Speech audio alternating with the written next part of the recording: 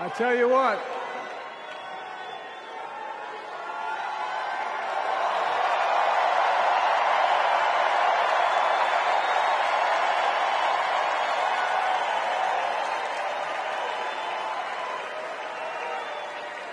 To my dearest daughter, Ashley, God love you, you're incredible. Thanks for the introduction and for being my courageous heart, along with Hunter and our entire family, and especially our rock, Jill.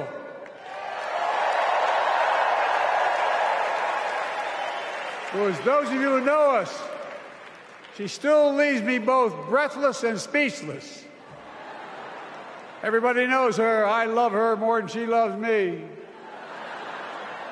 She walks down the stairs, and I still get that going, boom, boom, boom. You all will know me. No, I'm kidding. Let's give a special round of applause to our First Lady, Jill Biden.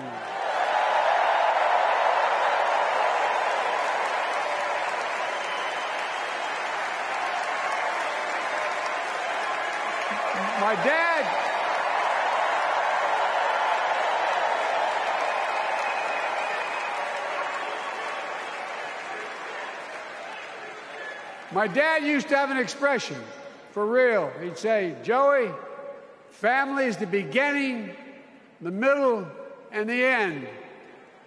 And I love you all. Folks. And America, I love you.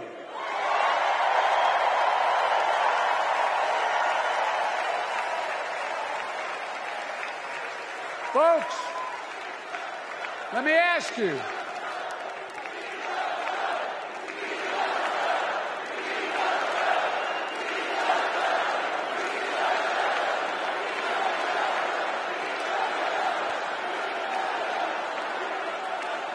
Let me ask you, are you ready to vote for freedom?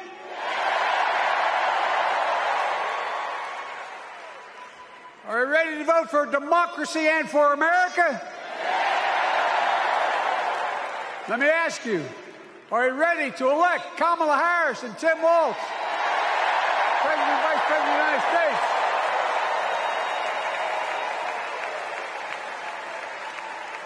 My fellow Democrats, my fellow Americans, nearly 4 years ago, in winter, on the steps of the Capitol, on a cold January day, I raised my right hand and I swore an oath to you and to God to preserve, protect, and defend the Constitution and to faithfully execute the office of the President of the United States. In front of me was the city surrounded by the National Guard. Behind me, a Capitol just 2 weeks before had been overrun by a violent mob. But I knew then, from the bottom of my heart, that I knew now, there is no place in America for political violence. None. You cannot say you love your country only when you win.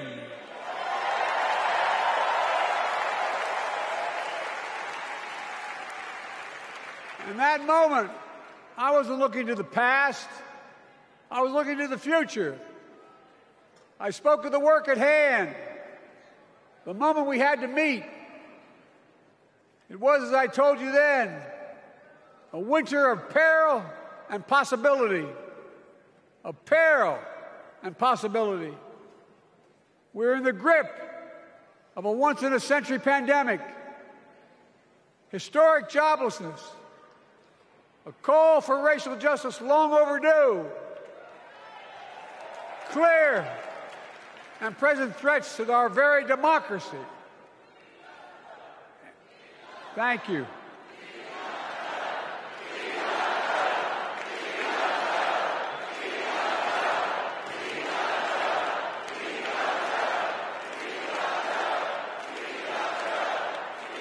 And yet I believed then, and I believe now, that progress was and is possible. Justice is achievable. And our best days are not behind us, they're before us.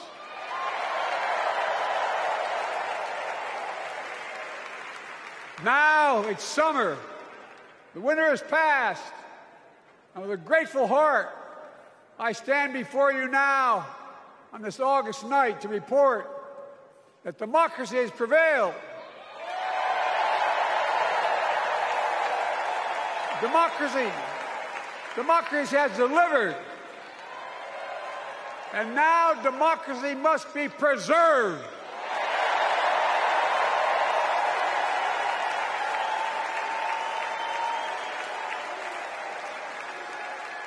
You've heard me say it before. We're facing an inflection point. One of those rare moments in history when the decisions we make now will determine the fate of our nation and the world for decades to come. That's not hyperbole, I mean it literally. We're in a battle for the very soul of America. I ran for president in 2020 because of what I saw in Charlottesville in August of 2017. Extremists coming out of the woods, carrying torches, their veins bulging from their necks, carrying Nazi swastikas, and chanting the same exact anti-Semitic bile that was heard in Germany in the early 30s. Neo-Nazis, white supremacists, and the Ku Klux Klan, so emboldened by a president then in the White House that they saw as an ally. They didn't even bother to wear their hoods. Hate was on the march in America.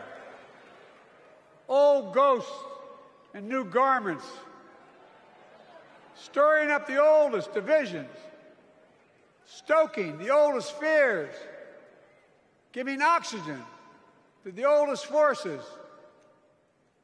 that they long sought to tear apart America. In the process, a young woman was killed. When I contacted her mother, I asked about what happened. She told me. When the president was asked what he thought had happened, Donald Trump said, and I quote, "There are very fine people on both sides. My God." That's what he said. That is what he said and what he meant. That's when I realized, had to listen to the admonition of my dead son, I could not stay in the sidelines. So I ran.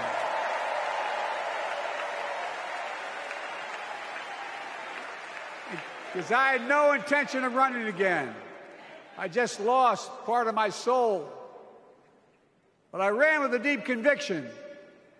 In America, I know and believe in an America where honesty, dignity, decency still matter. An America where everyone has a fair shot and hate has no safe harbor.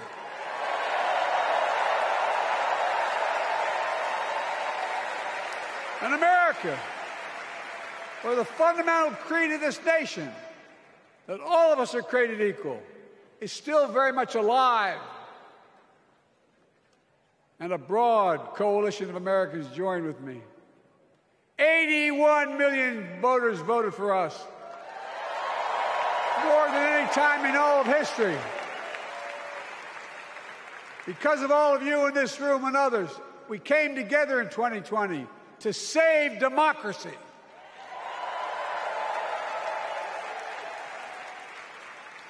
As your president, I've been determined to keep America moving forward, not going back, to stand against hate and violence in all its forms, to be a nation where we not only live with but thrive on diversity, demonizing no one, leaving no one behind, and becoming the nation that we profess to be.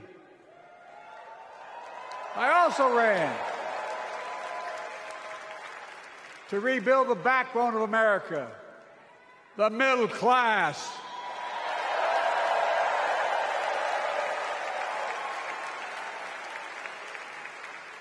I made a commitment to you that I'd be a president for all Americans, whether you voted for me or not. We have done that. Studies show the major bills we have passed actually delivered more to red states than blue, because the job of the president is to deliver to all of America. And because of you, and I'm not exaggerating, because of you, we've had one of the most extraordinary 4 years of progress ever, period. When I say we, I mean Kamala and me. Just think about it. COVID no longer controls our lives. We've gone from economic crisis to the strongest economy in the entire world. Record 16 million new jobs. Record small business growth. Record high stock market. Record high 401ks. Wages up and inflation down, way down, and continuing to go down.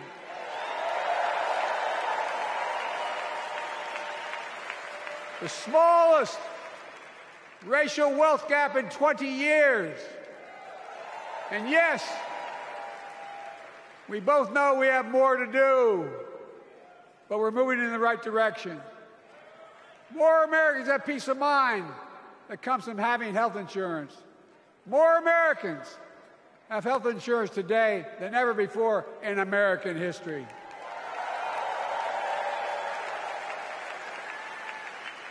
And after, as a young senator beginning to fight for 50 years to give Medicare the power to negotiate lower prescription drug prices, we finally beat Big Pharma.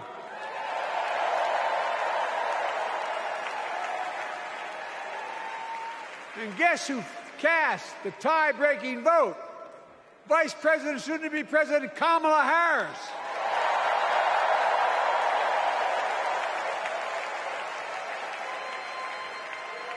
And now it's the law of the land. Instead of paying $400 a month for insulin, seniors with diabetes will pay $35 a month. The law we passed already includes, starting in January, every senior's total prescription cost can be capped at $2,000 no matter how expensive the drugs they have. And what we don't focus on, and our Republican friends don't seem to understand, our reforms don't just save seniors money, they save the American taxpayers money. You know what we just passed saves? It saved $160 billion over the next decade. That's not hyperbole. It's because Medicare no longer has to pay those exorbitant prices to the big pharma. But look, thank you, Kamala, too. Look, folks, how can we have the strongest economy in the world without the best infrastructure in the world? Donald Trump promised Infrastructure Week every week for 4 years, and he never built a damn thing.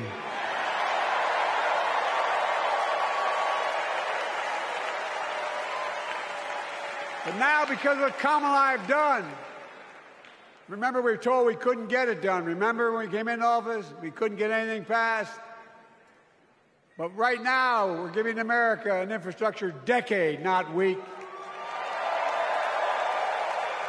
We're modernizing our roads, our bridges, our ports, our airports, our trains, our buses. We're removing every lead pipe from schools and homes so every child can drink clean water. We're providing affordable high-speed internet for every American, no matter where they live, not unlike what Roosevelt did with electricity. And so much more. We are uniting the country. We're growing our economy. We're improving our quality of life. And we're building a better America.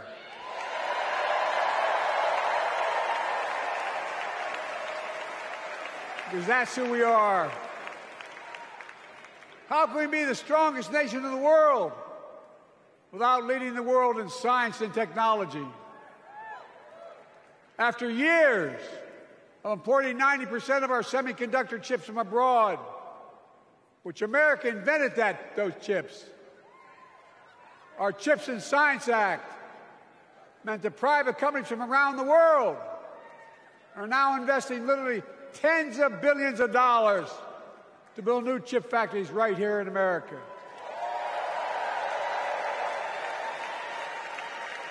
And over that period, they'll create tens of thousands of jobs. And many of those jobs in the so-called fabs, the buildings that make the chips, that's being constructed now. And guess what? The average salary in those fabs, size of a football field, will be over $100,000 a year, and you don't need a college degree.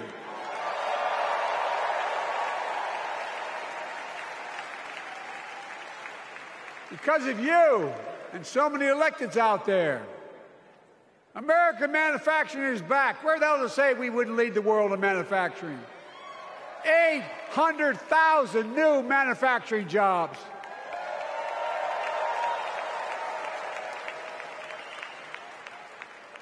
Our Republican friends and others made sure they'd go abroad to get the cheapest labor. We used to import products and export jobs. Now we export American products and create American jobs right here in America, where jobs belong.